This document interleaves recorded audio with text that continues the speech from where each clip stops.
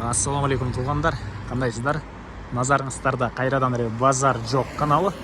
Бүгүн 30 май 2022 жыл мен Бишкек шаарынын түндүк тарабы Комсомольский жол болсом жаңы аты Ак жол айылында турам туугандар. Эски аты Комсомольский айылы. Ушул жерден бир сатылуучу үй бар экен. Сиздерге азыр ошол жөнүндө маалымат берейин деген. Биринчи эле Комсомольский айылдын жайгашкан жерин сиздерге түшүндүрө кетейин, айта кетейин. Бул Бишкек шаарынын түндүгүрөгүндө пригородныйдан кийинки пригородныйдан кийин объездной, ошонун кийин Комсомольский айылы башталат. Чыгыш тарабы мына Раздольный айылы, батыш тарабы бул жагы Комсомольский жол болсом Ак жол айылы деп аталат экен.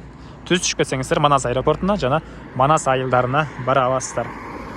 Андан ары биздин сатылуучу үй туугандар, сиздер Бишкек шаарынан келип жатканыңыздарда сол тарапты карап келсеңиздер, бул жакта Рамина деген кафени көрүп атасыздар. Ошонун жанындагы көчө менен түз батышты карай басып барганыңыздарда 180 метр аралыкта жайгашкан. Яндекс карта 180 метр аралыкты көргөзөт туугандар. Анан бул жака көптөгөн маршруткалар Бишкек шаарынан келишет. По пути машиналар деле көптөгөнү келишет жана көптөгөн маршруткалар деле келишет ушул жака чейин. Мектептер баары бар экен жана башка маалыматтарды азыр үйгө жетип дагы берем туугандар. Жанышбаев Аксамат көчөсү менен батышты карай бир аз эле басып келсеңиздер, бул үй өзү көрүнөт жол боюнан. Мына мен деле жетип келип калдым.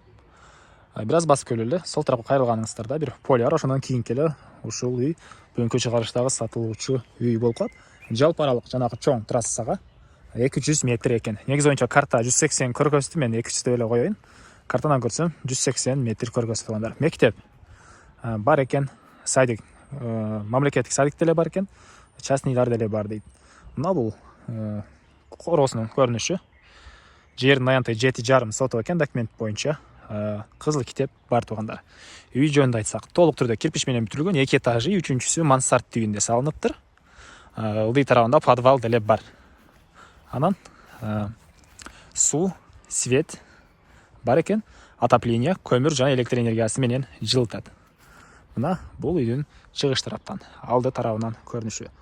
Анан короосуна мына карап өзүңүздөр кандайдыр бир эмне салса болот, кандай проект кылса болот, бир мындай көрүп байкап алыңыздар. Жердин аянты 7,5 соток. Бул жака чейин анан түздүк тарапта границасы турган топурак жиналгандан бир аз ары жагына чейин болот экен. Негизинен кимден ким алам деп келсеңиздер, үй ээси сиздерге өзү чек-араларды көргөзүп, 7,5 соток жердин чек-арасын сиздерге көргөзүп берет туугандар.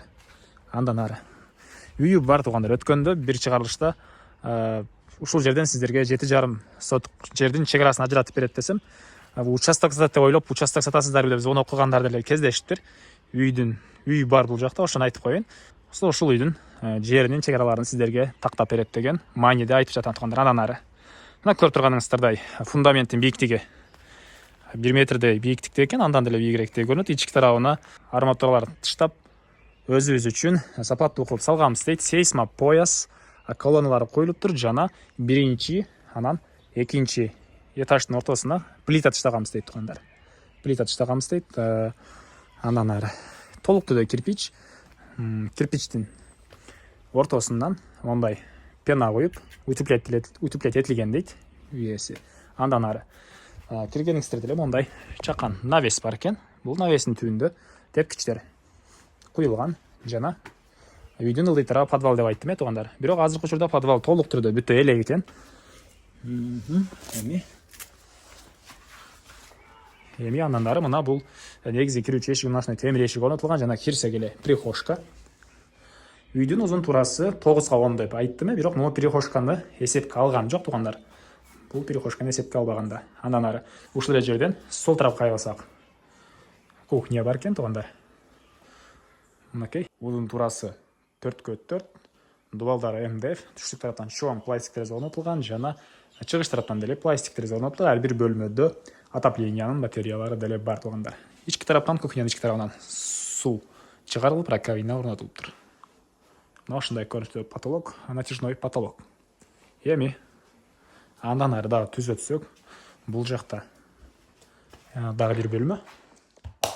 Узун турасы бул жерде эле 4х4 экен, дубалдары МДФ, потолок, натяжной потолок жана чыгыш тарап түштүк тараптан кечиресиздер.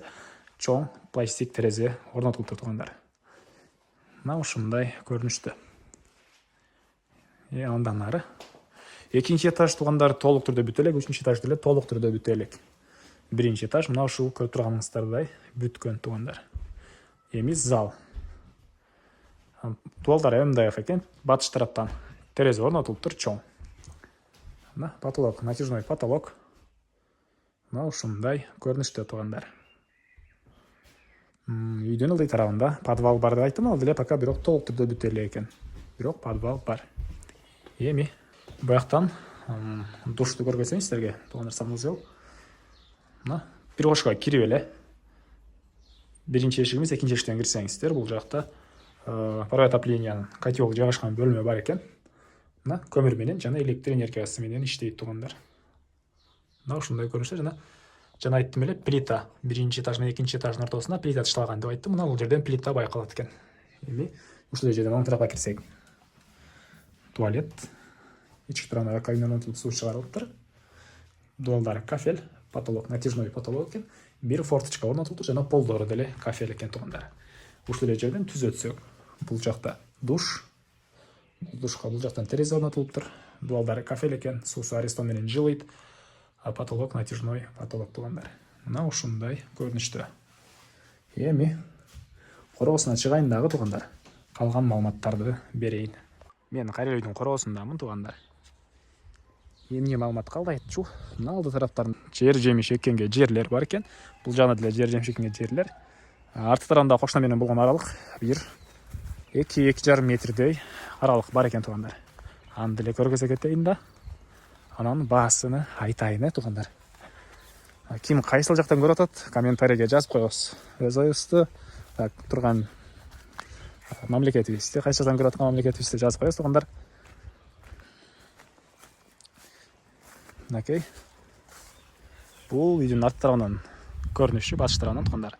Мен 2-2,5 метр депмин, бирок бир 4-3,5 метрдей болжол менен келгениңиздерде өзүңүздөр тактап көрө аласыздар. Болжол менен 4-3,5 метрдей кошуна менен болгон аралык бар экен үйдүн артында. Эми бул үйдүн баасы 3,3 миллион сом сурап аттыр үй ээлери.